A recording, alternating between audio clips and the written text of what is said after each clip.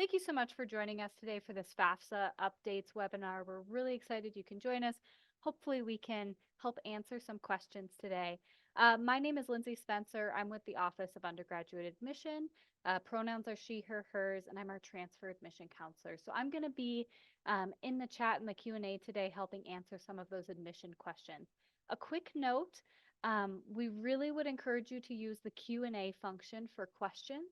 The chat is great for us to be able to send you links, for you to drop your hometown. But for you, if you have any questions, please direct those towards the Q&A function. And I'm going to pass the mic to my colleague, Becky. Hi, all. Welcome in. My name is Becky Doyle. I'm one of our admission counselors in the office. Super excited to be here this evening and talk about the FAFSA. But I'm going to pass it on over to Sarah Everett to get us started with the financial aid webinar.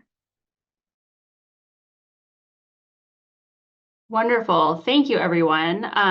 I just went ahead and shared my screen for the presentation. I realized I probably should have waited to do that until after I introduced myself. But my name is Sarah Everett, and I work in student financial services. And I am joined here by my wonderful colleagues from Student Financial Services. So we have Kelly Wentz and Shaylin Sapp and Teresa Foster and Helen Van Blaricum.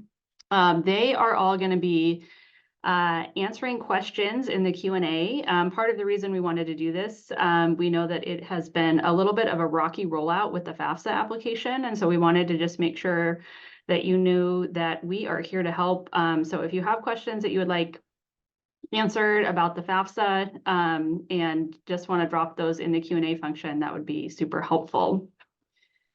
So real quick, just student financial services, the area that we work in at Gonzaga, that encompasses a number of different kind of functions.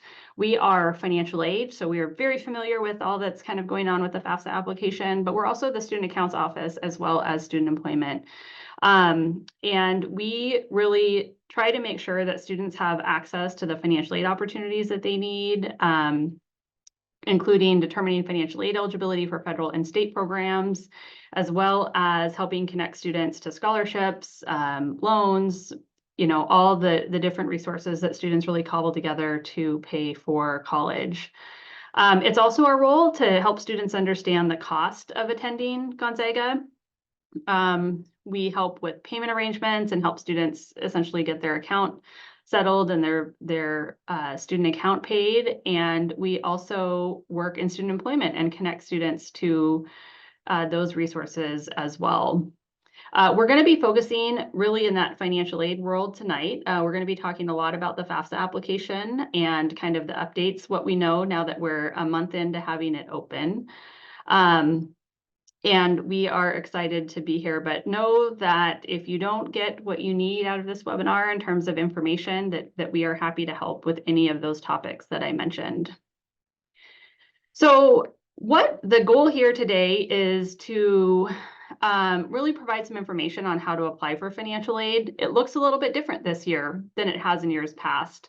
We're going to go over the timeline, or sort of what we anticipate the timeline to be. And then we're going to get into details really about what the FAFSA is, who should apply, what's changing with the FAFSA, how to access and create a studentaid.gov account. We're going to talk about some known issues that we know with the FAFSA application on this launch, and then we will answer some questions that we know are already coming in, as well as open it up for questions after you've heard the information towards the end of the webinar. We're anticipating, probably about 40 minutes of presentation and then maybe 15 minutes for question and answer. So hope to have you out of here by around 7 o'clock. So before we dive into the FAFSA details, I just want to take a minute to highlight our mission and our approach to assisting students with families and the process. We are really committed to Gonzaga's mission, and we hope you see that through our service, through our policies. We see our role not only to assist students and families with resources for attending Gonzaga, but we also see our role, to develop and educate students through our work. And this year in particular, we are committed to making this process as smooth as we possibly can. We as schools are also frustrated with the delays with the FAFSA, but trust that we are working to prepare and think creatively about how we can get information to you all about, the financial aid eligibility so that you can make an informed decision on where you might want to attend college. And the last thing I'll say on this is that finances are deeply personal. We get that. I've been doing this work for close to 20 years, and it can be sometimes hard to ask questions, and this may be not the right forum for you to ask the questions that you have. So know that if you don't get your question answered today, or if other questions come out throughout the process, which they likely will, especially this year, please don't hesitate to reach out and contact us and ask for help. We take a team approach to helping students, but know that we are an experienced staff. We're well staffed. We have a good number of people available to help, and we're really committed to excellent service in the process. By and large, there's rarely a wait time to talk to someone. Granted, it is a different year, and so we're getting a little bit busy. But I think that, we're great at following up and getting back in touch with folks, and we really just take pride in our commitment to students and helping them through the process. Know that financial aid can be confusing. We're experts here, and we still get confused with it sometimes. So don't hesitate to reach out if you have questions about it. So up next, I think that one of the things that you're probably most curious about is the timeline. You may or may not be aware, and granted, we live in this world, so it was like very much in front of us all day yesterday. You may or may not be aware that there are delays in the FAFSA timeline. So typically we have FAFSA information beginning in October. This year we knew there was going to be a delay until at least the end of January, which is today. And we learned just yesterday that the FAFSA data being sent to schools is going to be delayed another 6 weeks. So the FAFSA is still available for students to submit the application, but the data that schools need to sort of calculate financial aid packages won't be available for another 6 weeks. I am including this kind of summary of the timeline to kind of show you and illustrate where we are in the process and a couple of other things that need to happen. And you'll notice that there's no specific dates. I just kind of thought this was a helpful visual to understand where we're at in the process. So the first thing is to get prepared. Many of you have likely already applied to Gonzaga. And the next step is to really complete the FAFSA or WASFA form. Even though there are some challenges with the FAFSA, we're encouraging families to attempt and to start as soon as possible, just because we want you to know if you're one of the lucky ones who zooms right through, or if you're going to need some additional assistance in the process. It's just not quite as smooth yet as it has been in years past. Another really important thing is that third step is that you have to be accepted to the university before Gonzaga would make a financial aid offer. Typically, those are out around the middle of February. That's when acceptance decisions are communicated, but that is something that will happen before financial aid offers are made. Receiving a financial aid offer, I can't put a date on that at the moment, but trust that we are doing our best to figure out how to get families the information that they need to sort of make this big decision on where to attend college. We may have FAFSA data and sort of have aid applications out towards the end of March. We may also look at some alternative ways to sort of get the information to you, which might require an additional form or request for an estimated financial aid offer. So that's really all I can say about that particular process right now, but know that one, we will be in touch with everyone who's been accepted about what that alternative process might look like if there is one, or we're going to send you an update with the timeline on when we expect financial aid offers out. Another question I imagine that we may have already received already, but is probably on your mind, is whether or not the May 1 confirmation deadline will shift. I think at this point, we don't quite yet have enough information to sort of make that decision. So May 1 is currently our published deadline. But know that we are aware and understand that you not only need information from Gonzaga, but you might also be waiting on information from other schools as well. So we will keep you posted on that, but we've had all of a day to kind of digest this information and haven't officially changed anything. The other thing that I'll just address is we typically have a FAFSA priority filing date where we asked students to submit a FAFSA by a certain date, and this year it was February 1st. Just trust that if you don't have your FAFSA in by tomorrow, not to worry. That FAFSA priority date is really more of our way to sort of make sure that you're in that initial round of financial aid offers and not delay getting the information out to you. We don't have any financial aid programs that are awarded like first come, first served. Whether you complete the FAFSA on February 1st or March 1st or April 1st, that financial aid package is going to be the same. The difference is just how soon you'll have the information in your hands. So it's also why we're trying to encourage students to get it as soon as possible, so that when it does come to schools, you'd be in that initial round. Then the next steps in the timelines, you've been accepted, you've received your financial aid offer. It is really just to evaluate all the schools for right fit, including financial fit. And then, of course, you would confirm with hopefully Gonzaga, Go Zags, or the school. So we will be super proactive in our communication as these deadlines shift, and we appreciate your patience with us. And I know it's super frustrating not to have clarity, but we really appreciate your patience with us. And if you have specific concerns, don't hesitate to reach out. So the next thing I thought it was important to address in this webinar is we're really focused on the FAFSA application. And so I want to highlight just sort of who can submit the FAFSA application, and know that there are sort of other resources if you're not eligible to submit the FAFSA application. So most Gonzaga students can use the FAFSA application to apply for financial aid, and it's the only application that we require to sort of determine your eligibility for financial aid. And again, the information in this webinar is geared towards first-year students who are U.S. citizens or eligible non-citizens and eligible to apply for financial aid via the FAFSA application. If that doesn't describe your citizenship status, so you're not sure, please know that there are other ways to apply, but we're not going to go into much detail here.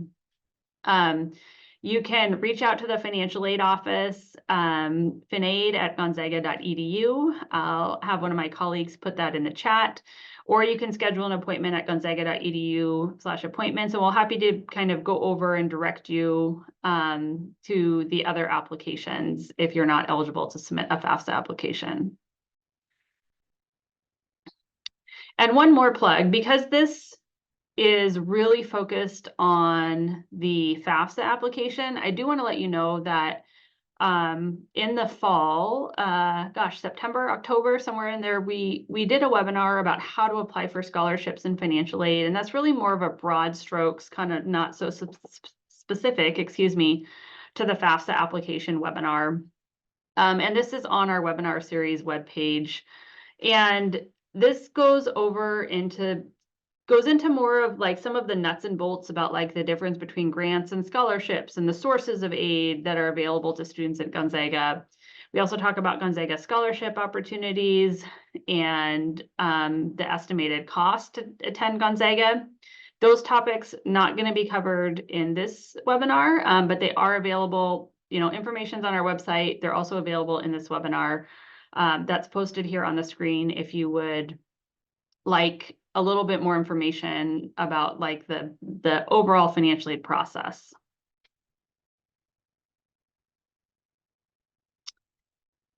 Okay, who should apply for the FAFSA? Who should do the FAFSA? We often hear from families that don't want to do the FAFSA because they don't think they're going to qualify for financial aid. And I think this is one of the biggest misconceptions in our work in financial aid. And while it's true that not everyone's going to qualify for additional aid, you absolutely should apply if cost is a factor in where you're planning to attend. So the FAFSA form is used to qualify students for federal, state, and institutional aid. Institutional aid is just our jargony way of saying Gonzaga-based aid. It's money that comes from Gonzaga. You're required to submit a FAFSA application for financial aid that's based on financial need, such as grants and work opportunities, as well as subsidized, it's another jargon word, loan. And a subsidized loan is a loan that does not earn interest while you're in school. Essentially, the government is paying the interest while you're in school. Gonzaga offers a wide array of need-based financial aid, including about $10 million in the biggest need-based program, the Gonzaga grant. And I thought this might just be helpful to give you some context. On average, first-year Gonzaga students received 11,400 in need-based grants, and about 70% of the students who submitted a FAFSA received need-based grants as a part of their financial aid package. So I think that, again, if cost is a factor, you should absolutely do the FAFSA application. Another interesting bit of statistics or research from this is that the median income for families that qualify for need-based aid, that average of $11,400 was around $140,000. And remember, the median is the midpoint. So half of the families receiving grants had incomes higher than $140,000 and half had incomes lower than $140,000. So grant eligibility isn't solely based on income, but I share this information to give you a sense for how generous the financial aid programs are and let you or your family kind of judge whether or not it's worth it to apply. You should also do a FAFSA because some outside scholarship applications may ask you to complete the FAFSA or ask for that data, even if they're not based on financial need. And also, if you intend to borrow student loans, you'll need to complete the FAFSA application. So now that I've convinced you that you should do the FAFSA application, I'm going to just give a quick primer on what the FAFSA application is. FAFSA stands for Free Application for Federal Student Aid. And again, it's the form that you need to fill out to receive financial aid from federal and state governments, as well as school-based financial aid. Most schools only require the FAFSA to apply for financial aid. Some schools might require a form that's called the CSS profile, but that is not as common on the West Coast, and most schools are going to ask you to submit a FAFSA to apply for financial aid.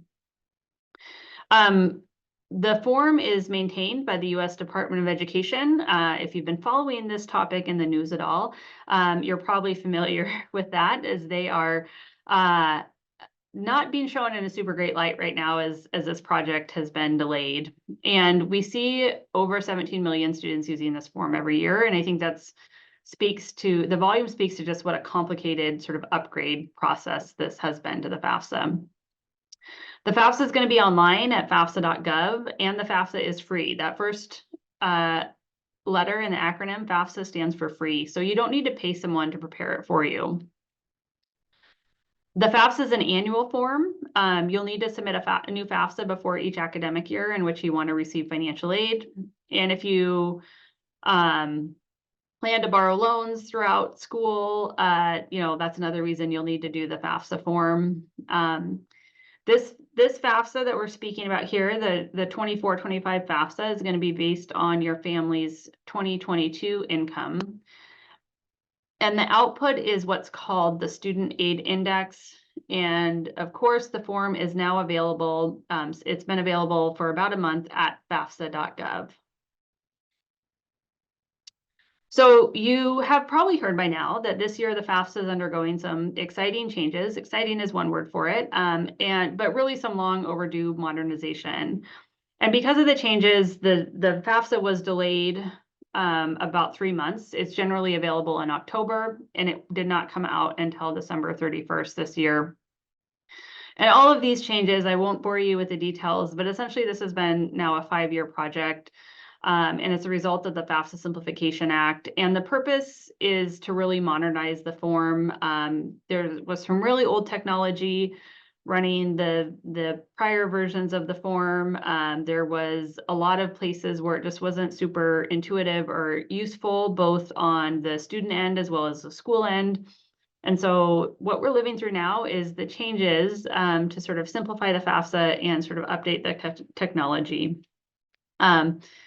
There are also some really kind of good things that are happening as a result as well. And, in the spirit of staying positive, let's just talk about some of the more positive things we're seeing. It's expected that a lot more students are going to be eligible for the federal Pell Grant. I think they estimated about 600,000 across the country, which we see as a really good thing, more money for students.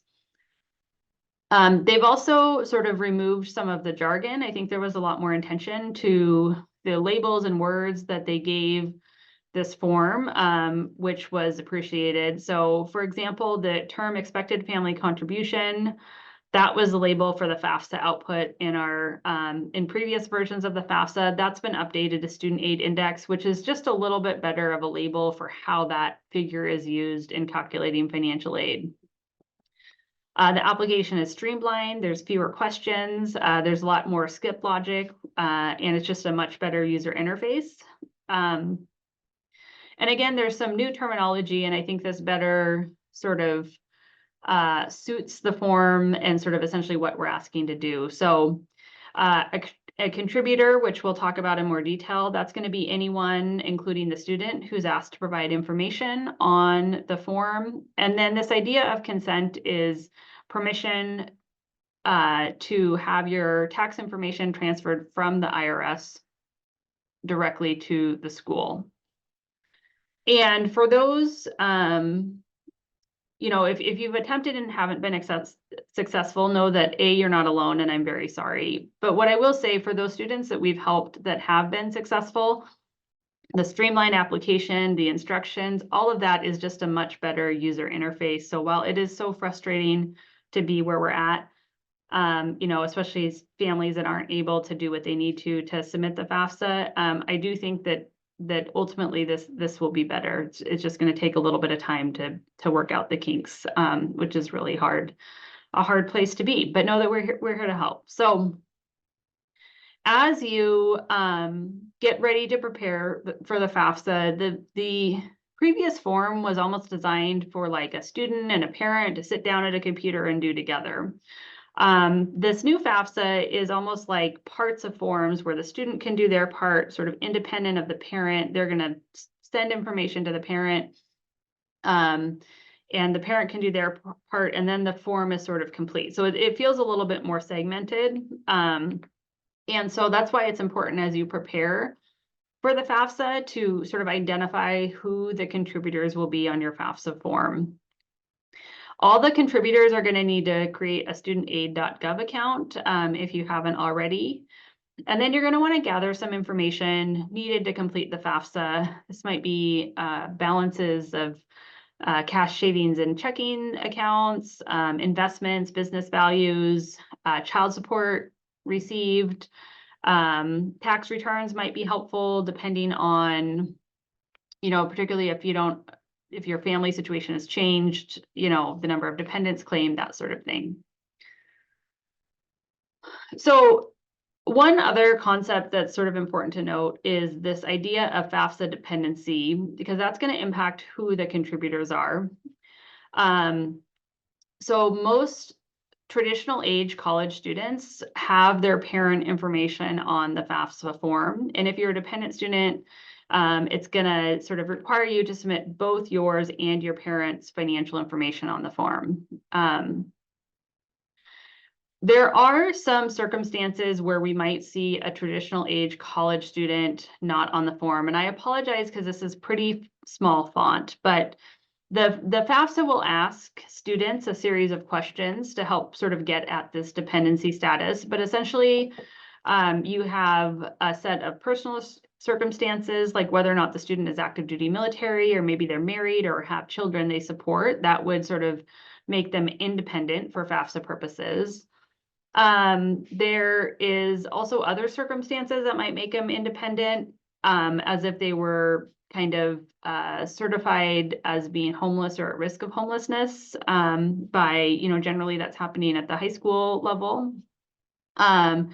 And then there are student unusual circumstances, which sort of account for those really extreme hardships in the home. You know, maybe there's an abusive parent or there's sort of a safety concern. So these are sort of the boxes here sort of summarize the different reasons a student might be independent. And if those don't describe your situation or your student situation, then they're likely going to need to have parent information on the FAFSA. Note that financial independence is not one of the criteria. The Department of Education maintains that it's the family's responsibility to help pay for college. So financial dependence, filing taxes on your own, none of those things are going to qualify a student to be independent. It's really more about their personal circumstances or kind of a health and safety concern for the student. So again, for most traditionally aged college students, they're going to be required to have their parent information on the form, which means the parents are going to be contributors, or a parent or parents are going to be contributors. And then this is a flow chart. This is available. It's called Is My Parent a Contributor? And perhaps I can have a colleague drop it in the chat. And essentially, this is sort of a workflow to help determine which parents are going to be contributors. So to walk through this quickly, if we have a student whose biological or adoptive parents are married to each other, both of their information is going to be included on the FAFSA form, but only one has to sort of sign the form. But you may need Social Security information to create, to sort of submit with the form for both parents. And that's true, I should say, only if the parents file taxes jointly. If the student's parents file taxes separately, both are contributors and both are going to need those studentaid.gov accounts, and both will need to sign the form. So I'm still on that far left bar. And then we're going to move into the middle option, which is that's if the student's biological or adoptive parents reside together but are not married. This status is known as unmarried living together, and both parents are contributors even if they were never married or divorced or separated. If they reside in the same household, both parents are going to be on the form. And then the third option, we get into a little bit more nuanced family situations, and this is where the student's parents are not married and do not live together. The parent who provided more financial support over the past 12 months is going to be required to be on the FAFSA form. If the parents provided the exact same amount of support, the parent who has greater income or assets would be on the FAFSA form. And then if that parent is remarried, then the step parent is on the form as well. And even if they don't have financial responsibility for the student. If the parent is single or unmarried and, doesn't have, the student only has one parent on the form and that parent is not remarried, there's no additional contributor. So the good news is that you don't have to memorize any of this. There are a series of questions, again, that like more sophisticated help logic built into the form to do it. There's also a graphic that I think does an even better job than this one does here, kind of walking students through the process. But I do think it's important to kind of have that information identified, especially as we've seen some of the issues that students are having getting access to make corrections, that sort of thing, but to kind of figure out who this is ahead of submitting the FAFSA form. So once you've established contributors, you can create a studentaid.gov account. The first step is to complete, to kind of complete this information. And you can do this at the same time as you're doing the FAFSA. But again, just because of some of the glitches that we've seen, we strongly recommend that you create these accounts, both for the student and the parent contributors ahead of doing the FAFSA application. In addition to sort of using this as your like official signature of the FAFSA application, this is also something that a student will use to do other financial aid paperwork, to complete like a master promissory note or entrance counseling for student loans, that sort of thing. In order to apply for a studentaid.gov account, you'll need the Social Security number and mobile phone number or an email address to kind of link up those accounts. And note that one of the known issues is for parents, students eligible to apply for the FAFSA, but the parent does not have a Social Security number. That's a known issue that we don't have a workaround yet. So I don't have any great info to add, but just know that if you are a parent who doesn't have a Social Security number and having a hard time going through this process, that you're not alone, and we're hoping for fixes very soon. Okay, so the FAFSA is available. It was available exactly on December 31st, and for a while it was intermittent availability, but now it is available around the clock. The Department of Education estimates about an hour to complete the form. I helped a student with one last week, and I think it was more around 20 minutes. Again, it probably depends on how close you read the fine print and whatnot, but it is, a little bit smoother. When you get to the FAFSA.gov site, that's where the form is available. You're going to log in using your studentaid.gov account, and you will start a new form. It's important to select the right role, and that really the individual contributors are sort of managing their own sections of the form. So while it may be tempting to share studentaid.gov accounts, it's really strongly discouraged. Beyond the obvious ethical reasons of claiming to be someone you're not, even if that person is your dependent or your child or your parent, the directions on the form are geared towards the role you're logged into. So if you're logged into as a student, parent, or spouse, it can get really confusing if that is not who you are. So if you're logged in as your parents and it says, do you have dependents, and you answer no, that just kind of messes the whole thing up. So this form is designed again for everyone to kind of manage their own sections. So you're going to click the appropriate role in the 2024-25 FAFSA form. Either the parent or the student can start the FAFSA form. That is one of the improvements with the FAFSA this year. So it doesn't necessarily matter who starts and who doesn't. We're going to kind of start with the dependent student section. So we're going to pretend that we're the dependent, and now we've logged in. It's going to ask a series of questions after it goes through some onboarding sections. So there's maybe 4 pages of videos that kind of tell you what the FAFSA is and what to expect and that sort of thing. But the real meat of the sections are, it's going to ask for student identity information, which may seem redundant since that's connected to your studentaid.gov account. But given the nature of this process, they want to be extra sure they know who is logged in. Students are also going to be asked to provide consent, and what that consent is just permission for the IRS to send tax information to schools. It's going to ask those series of personal circumstance questions that we showed a couple slides ago to determine dependency status. Then it's going to ask the student, if they are dependent, to provide parent information, so contact information to invite them to contribute. Then there is an e-signature page. And then the final step was that last act of sort of inviting the parent to contribute to the FAFSA form.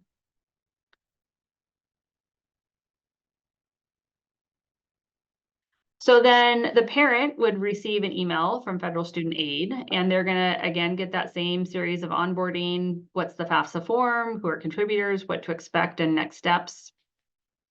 They're going to either enter or confirm their demographics, whether or not they've created a studentaid.gov account. And they're going to consent to have their IRS data transferred and submit the form. And notice that if you're familiar with the old version of the FAFSA, it would actually ask you to enter your information or to transfer from the IRS into the form. And there's no entering of income information in this new form. Essentially, by completing the FAFSA and sort of consenting to doing the form, taxpayers are giving permission for the IRS to send information directly to schools. And so don't be alarmed if you didn't have a spot to sort of enter your annual income or anything. That information should be flowing to schools when we start to receive data in March. So once the parent has submitted, they're going to receive a confirmation page. And the page is going to display information about kind of like where the student is in the tracking process and the next steps. And then the student, if that is the last part of the FAFSA, they're going to receive this email that has full detailed confirmation. The FAFSA is considered complete when both the student and the parent sections are submitted and signed and ready for processing. And again, you're going to want to start this process as soon as possible. I wouldn't say it's like, you necessarily need to drop everything and do it right away, but I do think that if you can at least start the process, that way, if you know you have issues, you can reach out to help and that sort of thing. We will be flexible, but we also need to make sure that students are kind of moving along through the process as best they can. So a couple of things. We know there's some issues with the FAFSA, and I've highlighted some of the ones here. One thing that's not on here, but just so you know, is that once the FAFSA is submitted, it won't be available for you to make corrections or edits to it until schools have access to that information later in the process in March. So that's technically a known issue. I did not have a chance to add it to the slide. So I alluded to it. Parents without a social security number continue to have issues submitting the FAFSA. The current recommendation is that the student should start the FAFSA and the contributor should create accounts ahead of time. This language is pulled from the Department of Education. I have, we're active in a lot of financial aid communities and haven't heard of many people being successful with this or anyone being successful in it, but that's kind of the guidance that we're given at the moment. If that describes your situation, it would be super helpful for you to kind of reach out to our office just so we can keep you updated on kind of as we hear, that this process is ready and working, that we can kind of keep you updated. School codes, so federal school codes might not show the whole name, so take care to select the right school code. Gonzaga, it's not really, we have a unique spelling, so that's not really an issue for us, but if your student is also applying to like a California state school kind of thing, just take care to have it, to select the right code. There's a little bit of an issue with FAFSA signatures. The advice is to just try again. And again, if you're running into any of these, you can get in touch with us. And the same thing is true with students who report the incorrect citizenships. They're told that they must delete the application and start over. So before we dive into some common questions, I would just want to start with the appeal process because this is probably our most frequently asked question. So how does the school take into account a drastic reduction of income from 2022 to 2023? So you're required on the FAFSA to submit 2022 tax information, or that's information that's going to be transferred. And we're aware that that might not be an accurate reflection of your current income or your family's income.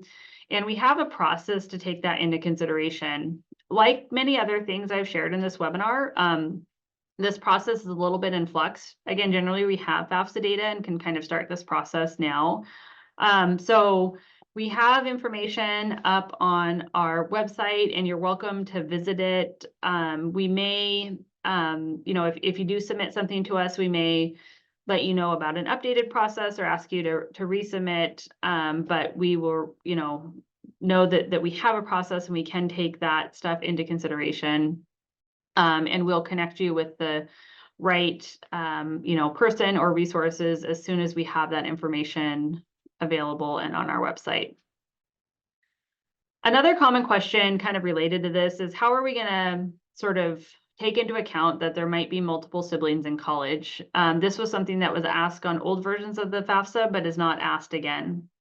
And yes, we will consider this and we'll consider it through this appeal process.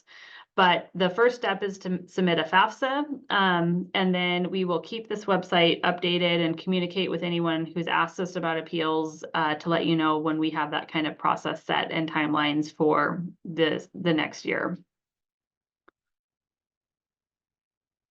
A next frequently asked question we get are, what assets am I required to report? And the answer to this question is a little bit different than in years past. One of the new changes is that the asset would also include annual amount of child support received. You're also going to be asked to report the net worth of any businesses that you or your family own. And it would be just, if it's a shared business with like other family members or you're a co-owner, you would report just your portion of that asset. You're also asked to report the net worth of farm that your family may own. So all of those are really new. The education savings account that's designated for the student, that's not new, but that is another frequently asked question we get, and it's going to be something that you'll be asked to report. What's not included is the value of the primary residence or like your home equity, and you would also not include traditional retirement accounts like IRAs or 401ks, that sort of thing. Education benefit plans, I alluded to this on the last, but Coverdale savings account, 529 plan savings plans. In Washington, we have a Dream Ahead or Washington Get program. These are all going to be reported as a refund value, and they're going to be counted as a parent asset if the account is designated for the student. And you would only count the portion that is for that student. So if you have 2 children and you have $30,000 saved and you're going to give half to each child, that's the amount that you would report on the FAFSA.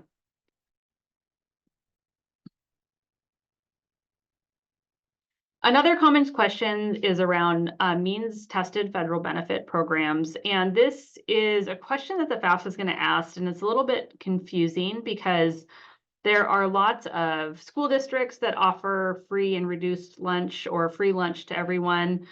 There's even some states that offer free lunch. But essentially, in order to be able to answer yes to this question, your family has to specifically qualify for free and reduced lunch. Means tested means that you've sort of provided your income information to another entity and they've sort of determined your eligibility based on that. So if you've applied for free and reduced lunch and you are eligible for it, you would answer yes. But if your student is receiving free lunch through their school district or through kind of the state, just as a result, because everyone's doing it, then the answer to that question would be no. And so with that, we are at sort of the question and answer. And we have some information up on the screen. Again, I just want to reiterate that you can get in touch with us at any time. We're happy to help. We're keeping track of people that reach out with us just so we can follow up to confirm when we receive their FAFSA.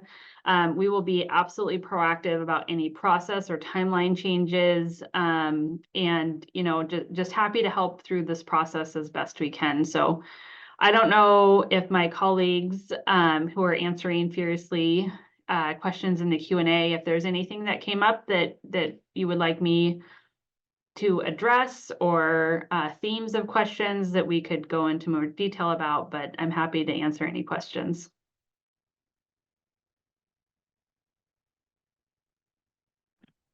The most common question, Sarah, is about processing time and when they can make changes, corrections, signatures to submitted FAFSAs. Yep, that is a good question, and it's our understanding, and again, correct me financially colleagues if I'm wrong, that the correction timeline will not be available until mid-March, or I think the department said available within the first 2 weeks of March or something along those lines.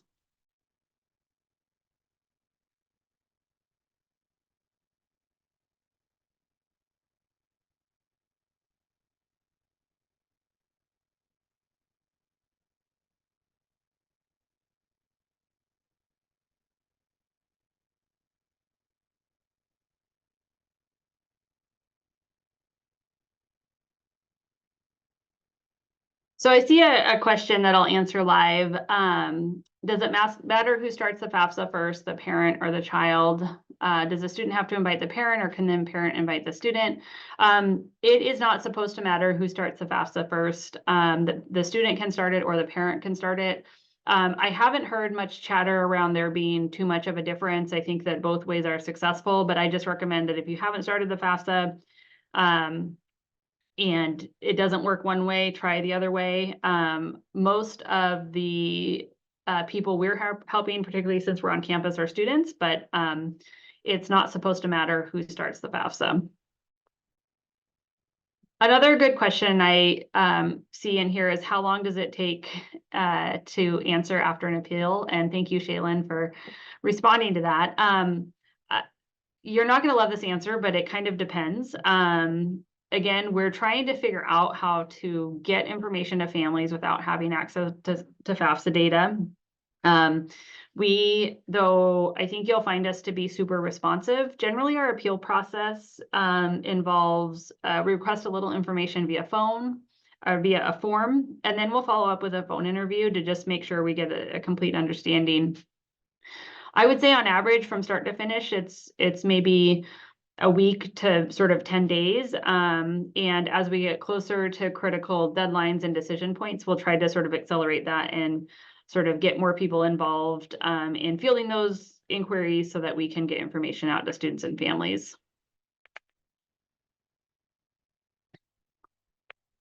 So the another question I see is around business is, so this is a change on the FAFSA. Previously, if you had 100 employees or less, that business value didn't need to be reported on the FAFSA. With this new FAFSA, it has to be reported regardless of the number of employees. So you are almost always going to be reporting business values if you are a business owner.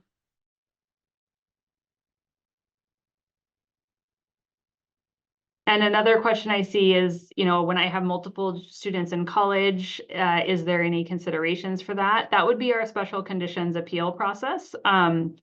So keep an eye on that webpage and let us know that is sort of kind of your circumstance, and we will see what we can do to make adjustments to the FAFSA and potentially see if your student qualifies for more financial aid.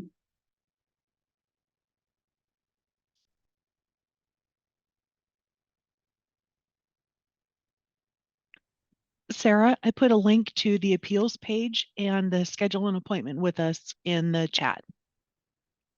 Awesome. Thank you. Our offer to help is sincere. Again, there's usually no wait. We're super responsive and to kind of take pride in that service part. Parents can call us, students can call us. Even if your student isn't super serious about Gonzaga, we're happy to kind of help guide you through this process. It's going to be it's already been an exciting year, and I think it's going to continue to be really interesting, but we want to help, and we're going to try to make this as smooth as we possibly can.